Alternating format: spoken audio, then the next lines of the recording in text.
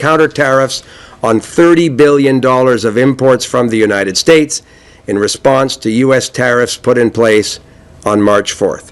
In addition, we learned yesterday that the United States tariffs would also be imposed on steel and aluminum content in certain derivative products. The government is currently assessing this aspect and may impose, of course, further tariffs in response to this measure as well. Aujourd'hui, j'annonce que le gouvernement du Canada, suivant une approche dollar pour dollar, imposera à partir de minuit et 1 minute demain, le 13 mars 2025, des droits de douane réciproques de 25% sur 29,8 milliards de dollars d'importations supplémentaires en provenance des États-Unis. Cela comprend des produits en acier d'une valeur de 12,6 milliards de dollars et des produits en aluminium d'une valeur de 3 milliards de dollars, ainsi que des produits américains supplémentaires d'une valeur de 14,2 milliards de dollars pour une valeur totale de 29,8 milliards de dollars. La liste des produits supplémentaires concernés par les contre-tarifs comprend des outils, des ordinateurs, des équipements de sport et des produits en fonte. Ces droits de douane s'ajoutent aux droits de douane réciproques de 25% appliqués par le Canada sur 30 milliards de dollars d'importation en provenance des États-Unis en réponse aux droits de douane américains imposés, comme vous savez, le 4 mars. Hier, nous avons également appris que les droits de douane américains seraient également imposés sur l'acier et l'aluminium contenus dans certains produits dérivés. Le gouvernement évalue actuellement cet aspect et pourra imposer évidemment d'autres contre-tarifs en réponse. Our government is also taking steps to mitigate the impact of these countermeasures on Canadian workers and businesses by considering requests for exceptional relief through the existing remissions process. We understand that these are challenging, uncertain times for Canadian businesses and Canadian workers. That's why we've deployed measures to support workers and businesses. Export Development Canada, the Business Development Bank of Canada, and Farm Credit Corporation are there to help business owners find new markets for their products and access financing to help with liquidity crunches. We have also introduced temporary flexibilities to the Employment Insurance Work-Sharing Program, helping affected businesses keep more employees on the payroll in the event of a slowdown. Notre gouvernement utilisera tous les outils à sa disposition pour soutenir nos entreprises et nos travailleurs en ces temps difficiles. D'autres mesures pour aider les travailleurs et les entreprises pourraient être annoncées au besoin, et je suis très encouragé encore une fois par la volonté des provinces et des territoires aussi de travailler avec nous afin d'appuyer les secteurs économiques dans leur région. Notre gouvernement continuera de travailler sans relâche afin de convaincre l'administration de M. Trump d'abandonner entièrement ces droits de douane totalement injustifiés. We will use every tool at our disposal to defend Canadian jobs and Canadian businesses and support workers through these challenging times. And with that, I'm happy to pass the microphone to my colleague, Mélanie Joly. Mélanie. Yes, merci, Dominic. Thank you all for joining us today. You've just heard the actions we're taking from my colleague and friend, Dominic LeBlanc. Canada is holding strong and will continue to do so together. Well, make no mistake, though, this is going to be a day-to-day fight. This is now the second round of unjustified tariffs leveled against Canada and Canadian goods. The excuse for the first round was exaggerated claims about our border. We addressed all the concerns raised by the U.S., and in return, they agreed to temporarily abide by the free trade agreement President Trump signed himself with Canada. The latest excuse is national security, despite the fact that Canadian steel and aluminum add to America's security, not take away from it. All the while, there is a threat to further and broader tariffs on April 2nd still looming. The excuse for those tariffs shifts every day. The only constant in this unjustified and unjustifiable trade war seems to be President Trump's talks of annexing our country through economic coercion. Yesterday, he called our border a fictional line and repeated his disrespectful 51st state rhetoric. Well, Canadians have made it very clear that we will not back down and we will not give in to this coercion. À mes concitoyens canadiens, je tiens à vous rappeler que nous n'avons rien fait pour justifier les actions du président Trump contre notre pays. Et nous n'avons rien fait pour justifier ses attaques contre notre économie et notre identité. Nous ferons cependant tout pour riposter. Et nous n'allons jamais négocier contre nous-mêmes. Nous continuerons à être solidaires et votre gouvernement sera là pour continuer à vous soutenir. Entre-temps, on continue d'acheter canadien et entre-temps, on continue de soutenir notre monde. Maintenant, je pense à notre monde au Saguenay-Lac-Saint-Jean, sur la Côte-Nord, à Sorel. I'm thinking about the people in Hamilton, in also the Sioux, in Regina, in Kitimat, people working in the steel and aluminum sectors. Pour nos travailleurs et travailleuses dans l'industrie de l'acier et de l'aluminium, nous sommes ici pour vous. Nous avons pris des mesures fortes en 2018 lorsque le président Trump nous a imposé des droits de douane et nous continuerons à le faire. Les droits de douane sur l'acier et l'aluminium étaient injustifiés en 2018 et ils demeurent injustifiés aujourd'hui. I now would like to talk to the American people. To our American friends, I want you to remember this. Canada is your best friend, best neighbor, and best ally. Many of us have family on both sides of the border. Canada is also America's best and biggest customer. We buy more American goods than the UK, France, China, and Japan altogether. Together, we have spent generations building a relationship between our countries that is the envy of the world. Canada is not the one driving up the cost of your groceries or of your gasoline or any of your construction. Canada is not the one putting your jobs at risk. Canada is not the one that is ultimately starting this war. President Trump's tariffs against you are causing that. And there are no winners in a trade war. American friends, help us help you. Please help us end these tariffs as quickly as possible. And please talk to your elected representatives at the federal, at the state, and municipal level. Please talk to your governors, to your senators, to your House representatives, and to your mayors. Send a message to the White House. Working together, Canada and the U.S. have built a strong enough economy, and working together, we can bring down inflation and bring stability to the markets. To my European colleagues, we will work together to put pressure to end these tariffs against you too. À mes collègues en Europe et dans le monde entier, je dis depuis longtemps que le Canada est le canari dans la mine. Que si les États-Unis peuvent nous faire ça à nous, leur allié et ami le plus proche, aucun d'entre vous en est exempt. Aujourd'hui, ces droits de douane injustifiés ont été imposés à vous aussi. Alors, travaillons ensemble pour les faire lever. Travaillons ensemble pour encourager les Américains à faire pression sur leurs représentants élus.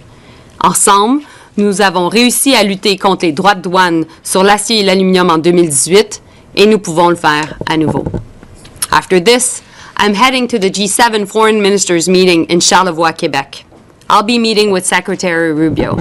I will also be meeting with my European and British counterparts.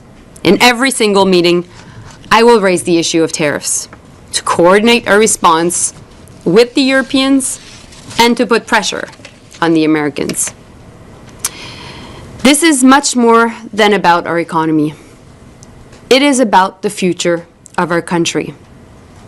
Canadian sovereignty and identity are non-negotiable. Canadians have had enough, and we are a strong country. We'll defend our sovereignty, we'll defend our jobs, and we'll defend our way of living. And we will do so all together, every single day, and one day at a time. Thank you. Bon matin tout le monde, bonjour tout le monde. Nous vivons l'un des moments les plus sérieux dans l'histoire du Canada. Aujourd'hui, les États-Unis poursuivent leur assaut tarifaire contre le Canada avec l'imposition de droits de douane de 25 % sur notre acier et notre aluminium. Ces droits de douane sont non seulement inacceptables, ils sont injustifiés.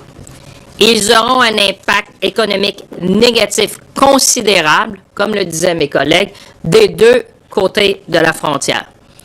As we have always said to our American friend, tariffs on Canada is a tax on American. And as I've seen someone yesterday saying, these tariffs are bringing the Wild West on the factory floors across North America. This needs to stop. This is hurtful for workers. This is hurtful for industry. This is hurtful for the competitiveness of North America. Canadian steel and aluminum are essential for North America. And we live in a time, as my colleagues have said, that where you see a nexus between economic security and national security. We need to preserve what we have achieved over generations. From energy to defense, to automotive, shipbuilding, and countless other sectors of our economy, Canadian steel and aluminum fuel North American supply chains. Actually, I was with the association representing aluminum. So one job in the United States, one job in Canada in the primary aluminum sector support 13 jobs in the United States. That's the ratio 1 to 13. This is how integrated we are when it comes to steel and aluminum in North America. But let's be clear. This is more than just about supply chains and big industry. This is about people. This is about our workers. This is about families and community all across this country and across the United States. They are the ones paying the price. This uncertainty is creating anxiety across North America, and we need to work together to stop that. Les secteurs de l'acier et de l'aluminium représentent plus de 150 000 travailleurs partout au Canada. Chaque jour, ces travailleurs aident à bâtir notre grand pays. C'est pourquoi aujourd'hui, devant ces tarifs injustifiés, on réplique avec des contre-mesures robustes, comme l'a indiqué mon collègue, le ministre LeBlanc. Ces tarifs vont avoir un impact direct sur les différents secteurs de l'économie des deux côtés de la frontière. That's why today, we're hitting back against these unjustified U.S. tariffs. We're not alone in doing that, as Minister Joly said. The European Union has reacted. Our friends and allies in Japan have reacted. The world is reacting against these unjustified tariffs. But let me be clear. This is not something that we want to do. This is not something that we like to do. But it's something that, unfortunately, we are being forced to do in order to protect our way of living in this country and to protect North America. Make no mistake, today's decision by the U.S. will increase costs for consumers. Mr. Joly was right. When you're talking to our American friends, we need to make them clear. This is going to increase the price of construction. This is going to increase the price of car. This is going to increase the price in the defense industry. It will put thousands of jobs at risk, and I would add unnecessarily. And it will weaken North America's economic and national security. My dear friends, whether you're in Canada or in the United States, we cannot let uncertainty become the new certainty in North America. That cannot stand. That will make us less competitive. That's going to weaken us, and that's going to affect our economic security and ultimately our national security. Ce climat d'incertitude doit évidemment cesser. Et ce n'est pas seulement moi qui le dis, mais je vous invite à regarder les déclarations du PDG de Ford, du PDG d'Alcoa récemment, qui a parlé de chaos et de coûts à l'intérieur de différents secteurs de l'industrie. Demandez aux gouverneurs, aux maires, aux associations d'affaires au sud de la frontière, demandez à Wall Street, regardez l'impact des marchés financiers. Les marchés ont parlé, les tarifs vont faire mal à l'économie américaine. As we have always said, we will continue to stand up for Canada by supporting and defending our workers and our industries, and I would say our way of living as Canadian. But we also need to change our attitude. We need to change our posture, and we need to change our way of doing things in this country. This needs to be more than just a moment. It needs to be a movement to become more resilient in this country, a movement to become more confident in this country, a movement to become more ambitious in this country, and a movement to be more Canadian in this country. There's many ways for us to do that. I've said many times to Canadians, the best way to do that, the biggest power we have is our purchasing power. As my colleague have said, we can start to buy local. We can buy Canadian. Because after all, we're the largest customer to the United States of America. We will diversify our industry, we will diversify our exports, but we can also choose to buy local. That's going to make a difference to the small and medium-sized business across our country. Tomorrow, Minister LeBlanc and I are planning to join Premier Ford in Washington to convey these messages as forcefully as Canadians can do. In conclusion, let's stop with this tariff nonsense. And let's work together to make North America more competitive, more innovative, and more resilient. Our people on both sides of the border expect nothing less from us. Merci tout le monde. À vous. Thank you, ministers. We do have many more, I think 10 questions in the room, so we may not get to the online, but we will try. We'll start with Valérie Gamache from Radio-Canada. One question, one follow, please. Bonjour à vous trois. Hier, il y a eu beaucoup de bruit avec l'intervention notamment de Doug Ford dans le dossier. On se retrouve en pleine période de transition entre M. Trudeau et M. Carney. Est-ce que l'absence d'un répondant direct à Donald Trump actuellement nuit au Canada? In English and French, please. Tu le prends ou tu je prends? Répondant direct, on vient de répondre. Vous avez vu une réponse très directe ce matin. Le gouvernement prend ses responsabilités comme il se doit. Vous avez vu ce matin une réponse ferme, cohérente. C'est pas une surprise. On avait dit qu'on allait répondre d'une façon mesurée, proportionnelle. C'est ça que nous avons fait aujourd'hui. Alors le gouvernement continue de prendre ses responsabilités et on va continuer de le faire. Moi, ce que je dirais aussi, c'est que le plus important présentement, c'est qu'il y ait une unité au sein du Canada. Parce qu'on sait que les Américains vont être divisés. Et donc, basé là-dessus, on va continuer à démontrer du leadership comme on le fait au niveau fédéral. On va soutenir aussi les premiers ministres qui démontrent du leadership ensemble. Parce qu'au final, ce qu'on doit faire, c'est faire reculer les Américains. So what I would say in English is right now the most important thing is Canada's unity. Because what we know is that the Americans themselves are divided.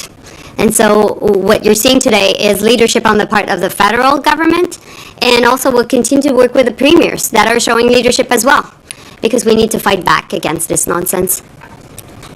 Et je comprends que demain, vous partez à Washington, M. LeBlanc et Champagne. C'est quoi l'objectif de la rencontre là-bas? Est-ce que c'est de réouvrir et de devancer la négociation de la CEUM? Est-ce que où on est dans régler la question très ici maintenant? Là? Je peux peut-être débuter, François-Philippe, ajouter. Non, on ne va pas renégocier ou même commencer une discussion sur la question de renégocier le CEUM. Premièrement, il n'y a personne qui a avancé cette idée-là. C'est une responsabilité nationale. Il y a une révision dans l'entente qui se fera en 2026. Si des partis veulent avancer ces dettes-là, mais ils le feront. Demain, la discussion sera sur l'urgence de diminuer la température, d'enlever les tarifs douaniers qui sont appliqués sur l'acier et l'aluminium aujourd'hui. Le secrétaire Lutnick a un mandat d'arriver au début avril, le 2 avril, avec les mesures surtout globales, les mesures qui vont examiner leurs relations avec tous les pays. Mes discussions avec le secrétaire Lutnick sont vraiment tournées vers cette décision-là du 2 avril. On va faire tout ce qu'il faut faire pour enlever le Canada des mesures qui se sont appliquées depuis déjà une dizaine de jours et arriver à une discussion, à un résultat le 2 avril qui, j'espère, est plus cohérent que ce qu'on a vu au cours des prochaines semaines. Alors, ce sera ça, l'objectif de nos discussions, et on sera évidemment prêt à retourner la semaine prochaine. On est toujours prêt à travailler avec le gouvernement de M. Trump sur l'objectif d'enlever les tarifs douaniers qui s'appliquent injustement à l'économie du Canada. Donc, je vous dirais, c'est... So sure, in English, and then François Philippe can add, the discussion tomorrow, it's not about renegotiating the USMCA. That is not the purpose of the conversation tomorrow. The conversation tomorrow will be what can we do to deal with this completely unjustified application of tariffs to steel and aluminum from Canada that came into effect today. The, again, unjustified decision of March 4th. As you know, certain products that are compliant with the agreement were exempted until April 2nd.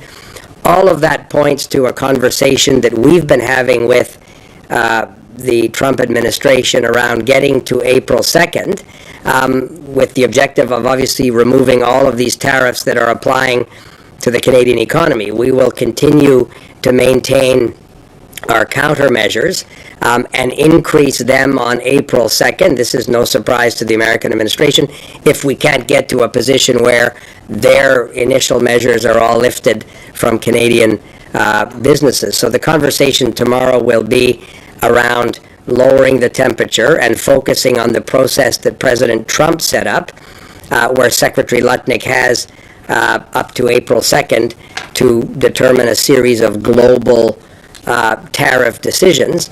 Obviously, we think that they should respect the agreement that President Trump signed, the Canada-U.S.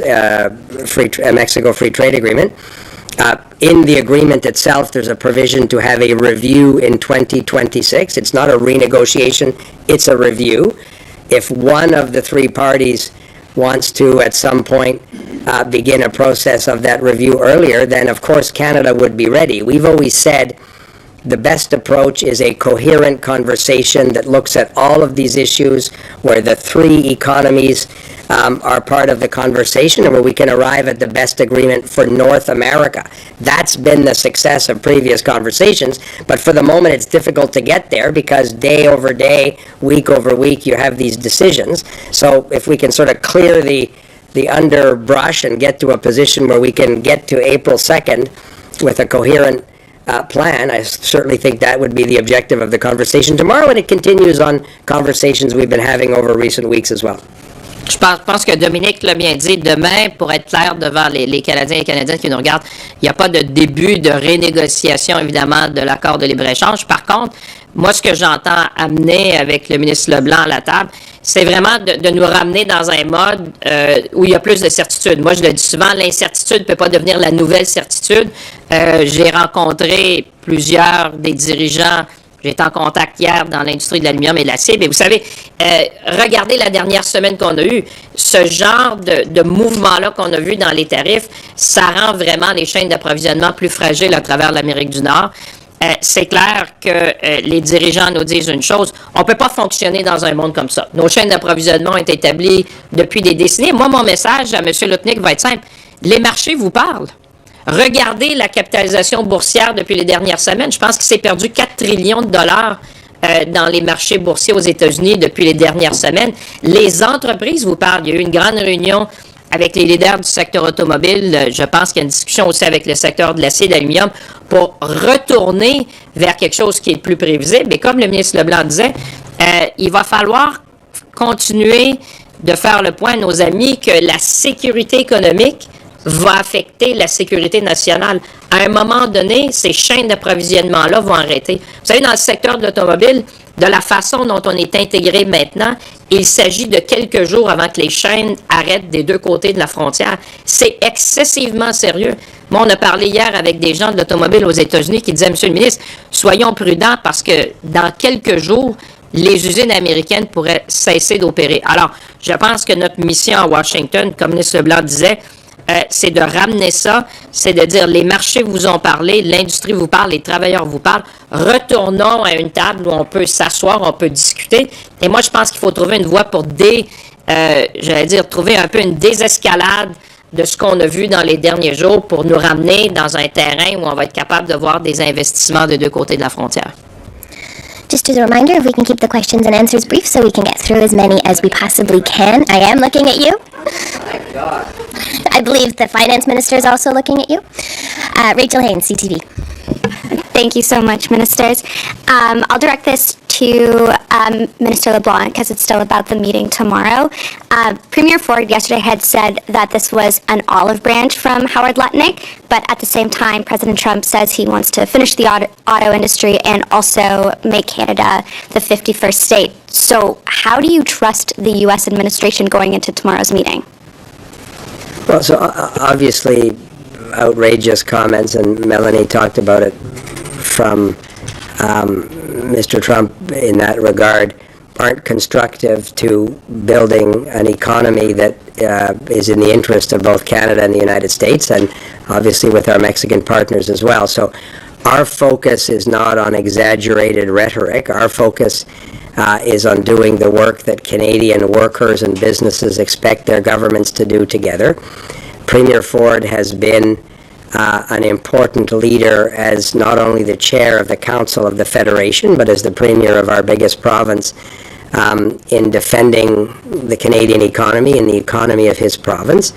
I think it would be irresponsible not to take an opportunity to talk to Howard Lutnick about what we think is important to build a strong North American economy and why we think these continued tariff measures and the necessary and appropriate response that comes from Canada is not a constructive path to be on. If you're like racing to the basement, there's no real prize for being the first person to get to the basement. Like it doesn't feel like the path that we want to be on.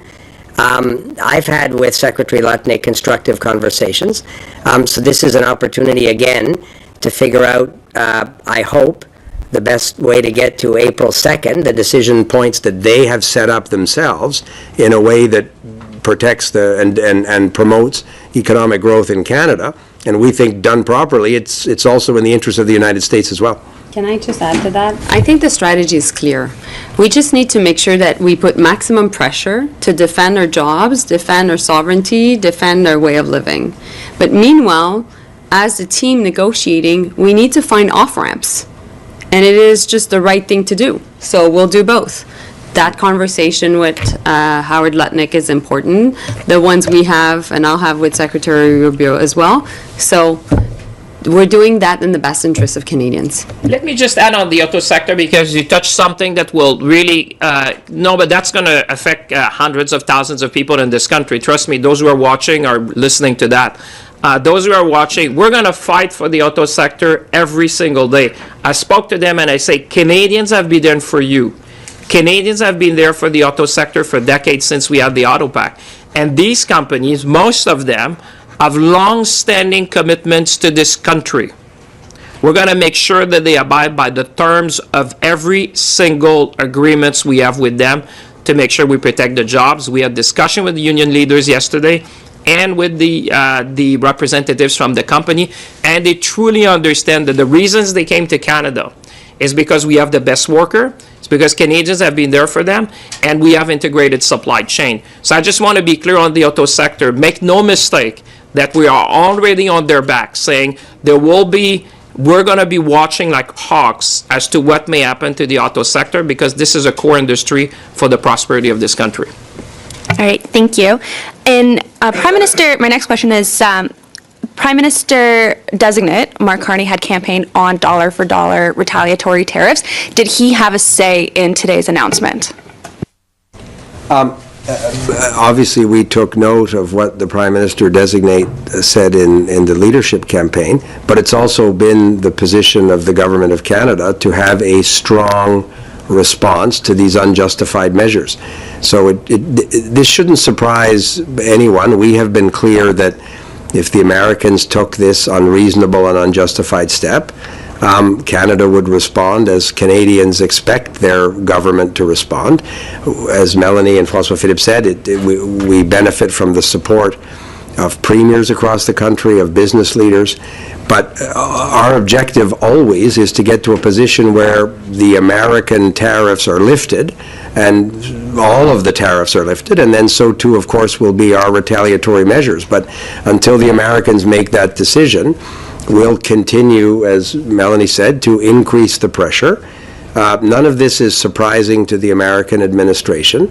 You could have seen this coming. This response was well known and planned for a number of weeks, and we'll continue to do everything we need to do to defend the Canadian economy. Mylène Crête, La Presse. Oui, bonjour. Monsieur Champagne, je vous ai entendu dire que vous alliez défendre l'industrie automobile qui est surtout basée en Ontario. Là. Il y a des craintes au Québec que le bois d'œuvre et l'industrie laitière ne seront pas défendus. Quelle garantie votre gouvernement peut donner aux Québécois là-dessus? Bien, on sera toujours là. Évidemment, je répondais parce que la question concernait le secteur d'automobile, mais c'est clair, on a été aussi en contact avec les secteurs clés de l'économie du Québec, c'est-à-dire l'aérospatiale, l'industrie forestière, évidemment. J'allais dire même de la question de la sécurité alimentaire est venue aussi dans nos discussions. Non, il faut être clair, on va être là à chaque tournant pour défendre, puis les gens le savent parce qu'on a déjà joué, malheureusement, dans cet épisode-là. Vous savez, on s'est déjà tenu debout. L'industrie forestière, vous savez, je parlais à M. Chrétien, des enjeux dans le bois d'œuvre, on en a depuis plusieurs décennies, puis on a toujours gagné. Vous savez, c'est ça l'enjeu. Dans le bois d'œuvre, on a toujours gagné. Quand les règles du jeu sont claires, on gagne. On l'a vu récemment au hockey. Nous, ce qu'on veut rétablir avec le ministre LeBlanc puis avec la ministre Joly, c'est évidemment d'avoir des règles claires du jeu. Parce qu'une fois qu'on aura des règles qui sont claires, que ce soit dans les différents secteurs de l'économie, on pourra évidemment s'adapter, mais on pourra aussi gagner. Alors, c'est clair qu'on va être là pour défendre ces secteurs-là. Et ça va être des enjeux qu'on va certainement soulever dans la réunion avec le secrétaire Lotnick. Et vous parliez, Madame Joly, d'unité là dans la réponse. Oh, oui, vous parliez dans votre réponse d'unité canadienne. Là, c'est important d'être unis dans notre réponse là, aux tarifs douaniers américains. Est-ce qu'il y a vraiment une unité quand Doug Ford semble faire cavalier seul, comme ça a été le cas hier? Je pense que, premièrement, aujourd'hui, on arrive avec une réponse forte, une réponse coordonnée au sein du gouvernement fédéral, une réponse qui a été travaillée aussi depuis quand même quelques semaines. On savait depuis quelques semaines que des tarifs sur l'acier et l'aluminium pouvaient être mis en place, donc on s'est préparé. Donc, comme le disait mon collègue Leblanc, il n'y a pas de surprise. En même temps, ce que je pense que les premiers ministres et tout le monde au pays, ce qu'on fait présentement, c'est qu'on essaie de trouver quels sont nos leviers pour mettre de la pression, pour envoyer un message, pour faire réagir, premièrement, le peuple américain, qui est ultimement notre grand allié, pour mettre de la pression sur l'administration Trump. Et donc, dans ces circonstances-là, je pense qu'on peut démontrer qu'on a une réponse qui est forte et coordonnée, puis qu'on va faire reculer l'administration Trump. On est dans une bataille existentielle. Existentielle pour nos jobs, existentielle pour les familles qui dépendent de ces jobs et existentielle pour notre souveraineté. C'est pas juste une question économique, c'est ultimement l'avenir de notre pays qui est en jeu. Et donc, moi, je suis fière de la réponse canadienne de façon générale. Well, this is not only a threat to Canadian jobs, not only a threat to so many families that are supported by these jobs, it is an existential threat to our country. And we will fight for every single job, we'll fight for families, and we'll fight for who we are as a country, because this is not only about the economy, it is about the future of our country. David Aiken, Global.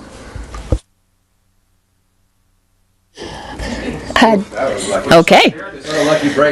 We'll go to David Baxter from the Canadian Press.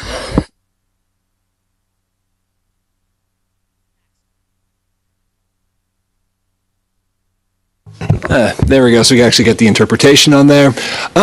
Should we be reading anything, especially trying to build better relations with Europe and more new alliances there? Should we read anything into the French submarine that surfaced near Halifax yesterday? we are having lots of conversations with Europeans right now. I'll be meeting with the foreign ministers from, of course, Germany, France, Italy, the foreign minister of the EU, as well as the British one. And I know that the Prime Minister designate is going to reach out to many of our European friends. But let's all remember that not only Prime Minister Trudeau at the time, myself also, we went to Europe to coordinate this very response on aluminum and steel tariffs with the EU. And so we're seeing the reaction of the EU today on steel and aluminum. When it comes to defense, to your very question, you know, we're NATO allies. We work together. We cooperate on military exercises. And we want to do more with Europe. And we want to do more with defense procurement also with Europe. And so these are all parts of the conversations we're having. As for your specific question, I think Bill Blair, who's a fantastic Minister of Defense, can also answer you. Other ones have been answered, so go on to the next person. Raymond Filion, TVA. I'm the lucky one. Bonjour. Question pour Mme Joly. Vous avez parlé en anglais de Marco Rubio. Vous allez accueillir à compter de ce soir dans Charlevoix. Qu'est-ce que vous allez lui dire au sujet de ses droits de douane américains, de un, et aussi la question de la souveraineté du Canada, 51e État et les menaces de M. Trump? Est-ce que vous avez l'intention d'aborder cette question-là aussi? Ben, c'est pas la première fois que je le soulève avec le secrétaire d'État Rubio. Je l'ai fait encore la semaine passée lorsque je lui ai dit que tout ce qui était lié à la rhétorique du 51e État, ça passait pas. Puis, non seulement à l'époque, il m'a rassuré sur cette question-là, il m'a également dit que la coopération au sein de NORAD allait continuer. Marco Rubio va revenir d'Arabie Saoudite. Il va avoir eu des conversations avec la délégation ukrainienne. On va parler beaucoup des questions liées à l'Ukraine et du fameux cessez-le-feu de 30 jours qui est présentement potentiellement sur la table pour être négocié. Mais au niveau de la souveraineté canadienne, je veux dire, c'est pas compliqué, là. C'est même pas à négocier. C'est une question, vous arrivez dans notre pays, vous respectez notre coutume et notre approche et bien entendu notre souveraineté. Comme je l'ai dit tantôt, la stratégie est la même avec tous nos interlocuteurs. Pression maximale, diplomatie efficace. Could you repeat that on the list? So the strategy is the same with every single of our interlocutors. It will be maximum pressure and very how can I say efficace? How do you say that? Effective. Okay, so let me do that quote again. So the strategy with our American counterparts will be the same. It is going to be maximum pressure and efficient diplomacy. Question pour M. Champagne. Avec la nouvelle de ce matin concernant Northvolt, est-ce que la Chine pourrait prendre la relève dans le dossier de l'usine au Québec? Non. Alors, qu'est-ce qui arrive maintenant avec l'usine, avec la Alors, nouvelle d'aujourd'hui? je voulais être très clair aussi pour cette question-là. La réponse est clairement non. Évidemment, ce qu'on voit avec Northvolt, je comprends les préoccupations légitimes des gens. On est en discussion pour essayer de voir si on ne pourrait pas retrouver une solution, parce que moi, je pense que, je l'ai toujours dit, l'usine de Northvolt au Québec, c'est important. La profitabilité de Northvolt passe par l'usine nord-américaine, parce qu'on sait que le marché nord-américain, c'est le marché le plus important. Alors, je pourrais vous dire qu'il y a des discussions en coulisses pour essayer de trouver un repreneur, probablement, dans cette situation-là.